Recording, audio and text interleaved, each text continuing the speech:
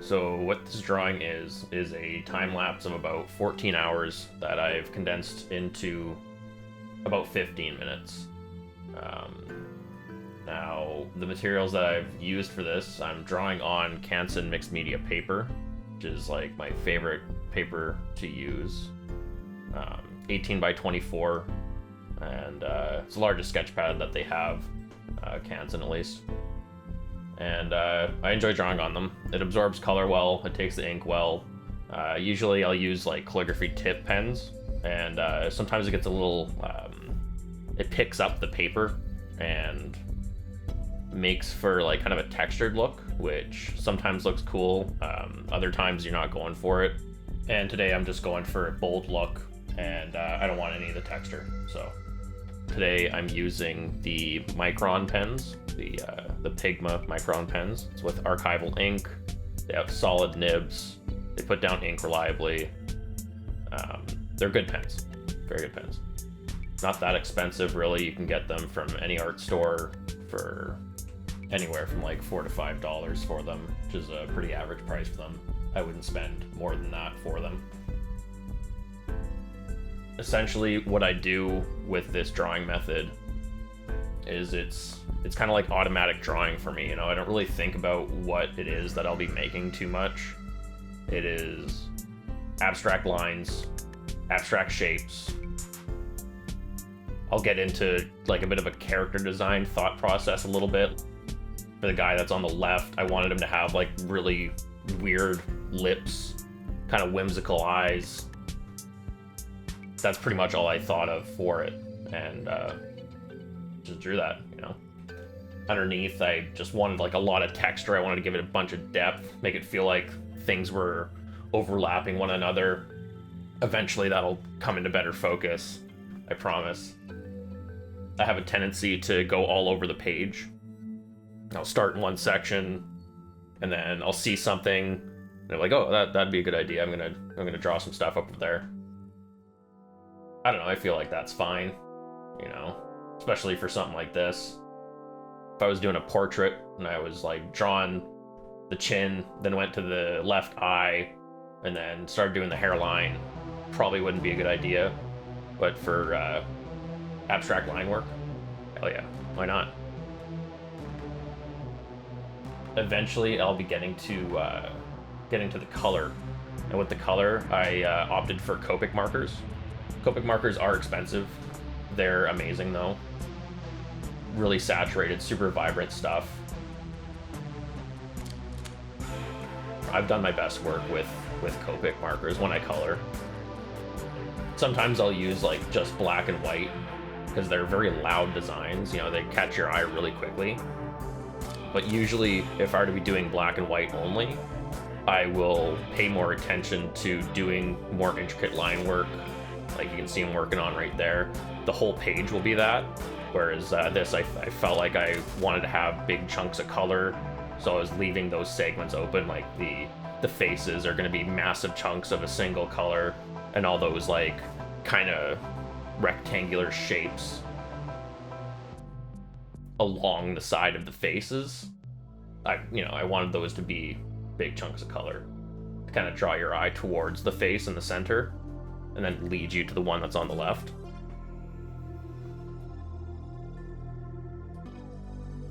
I really enjoy this drawing. It's one of my favorites. It was fun to work on. Took me about 14 hours of actual recorded time, but I think I put that out over across 3 days, I'd say. Maybe if you want to add like a couple days there just for like when I needed to focus on other stuff like cleaning the house or cooking food for that evening, hanging out with my girlfriend, just watching like TV crap or whatever it might be. But when I'm in the studio, I consider those just as like days worked, and so in total it took about 3 days of actual working time, which I consider to be pretty good, seeing as I work anywhere from like 6 to 8 hours each day, so that's pretty average.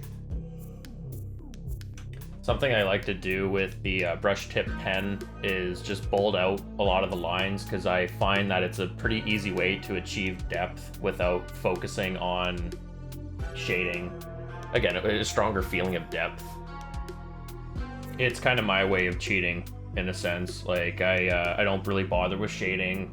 I don't bother with stippling or pointillism, any of that stuff. Don't get me wrong, it's cool. I really enjoy looking at it. I love when other artists do it. But for me, I like to have this kind of illustrative look, and a bold outline is a really cool way to do that. What kind of ends up happening when you more focus on just creating strong outlines and unique shapes, I find that, at least in my experience, when I bring these out to shows, people will gravitate towards certain shapes and they'll find new images within them, which is kind of the fun part of bringing these out to shows for me.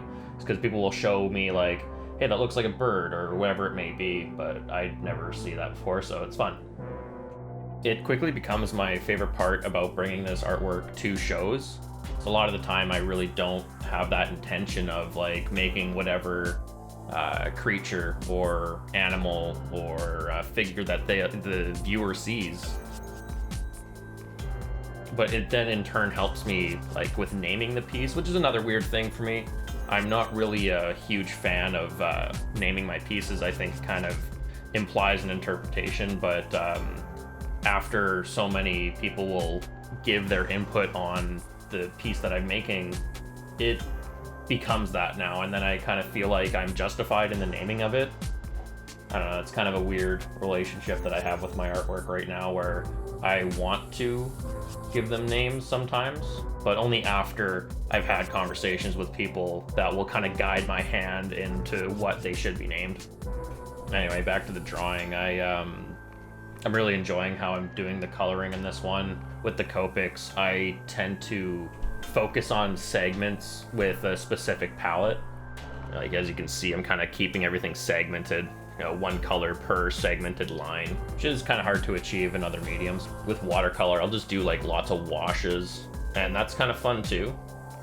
It's been something that I want to kind of get more into. I recently did one that's like 9x12 in that style, where I'm doing these segmented lines, and then I approach it with the color washes through watercolor, and I made some stickers of it, and it looks really cool. I just got the sudden urge to get back to my Copics, grab some Micron pens, and just give it a whirl, but I'll probably get back into doing the watercolor too. At this point in the drawing, I start to get really excited. Once you're about a third to halfway done the color, it really starts to take form, and you can tell what the finished product's going to be, and I just get excited to keep going and make sure that it comes out as cool as I'm expecting it to. I've got many tones that are really close to one another, like the oranges, there's reds, there's greens that are very close to one another. They are just off in hue. Like the oranges that are next to the dark green and the light green in that the face that's to the left there, and also with the mint blue is a different orange than I have inside of kind of the farthest left section of the drawing. It's just different levels of hue and levels of saturation, basically. And there's a lot of that throughout the drawing, where I'll have like certain teals and yellow greens that are really close to one another, but they're not exactly the same, and that kind of attributes to how nice the blending can be with Copics, which isn't really something I utilize, but it is something that I'm interested in. But I love them all the same. I've probably been collecting these things since I was in junior high or high school, and they are expensive, but I think they're worth every penny. For myself, what I've been doing is I will pick them up individually. So what I've noticed is if you're to pick up those like 6-packs, 12-packs, whatever it is that they're offering, it is slightly more expensive to get it that way. And you don't end up with the exact colors that you want, because you can go through and just spend like, I don't know, an hour looking at the different colors that you might want to add to your color selection. And you end up with just like a unique selection of colors, which is what helps me in these sort of line work drawings. You'll notice that the face that I'm coloring currently, I ran out of ink. I ran out of sea green, and it looks a little funny. It's not a bad thing necessarily, but it's also not what I initially intended, but that's how she ended up.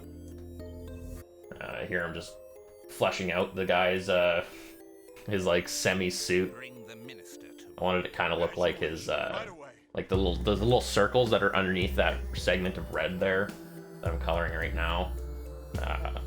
I wanted that to look like his tie. But obviously that's open for interpretation. It might just look like a chunk with some circles inside of it that have color inside of it, which is just fine, because that's definitely what it is.